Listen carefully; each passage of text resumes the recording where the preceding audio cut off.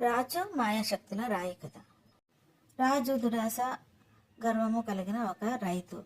ఒకరోజు పొలం దున్నుతుండగా అతనికి ఒక మెరుస్తున్న ఒక రాయి కనిపించింది. దానికి ఎన్నో శక్తులు ఉన్నాయని రాజు గ్రహించాడు. తర్వాత ఆ రాయిని రుద్దితే తన కోరికలను తీరుతాయని తెలిసి రాజు బంగారము నగలు అడిగాడు. తర్వాత తను ఆ రాజ్యానికి రాజు కావాలని కోరుకున్నాడు. మితిమీరిన అహంకారంతో రాజు ఒకరోజు అడవిలో తిరుగుతుండగా ఒక సింహం కనిపించింది. ఆ సింహానికి ఎదురు వెళ్ళాడు.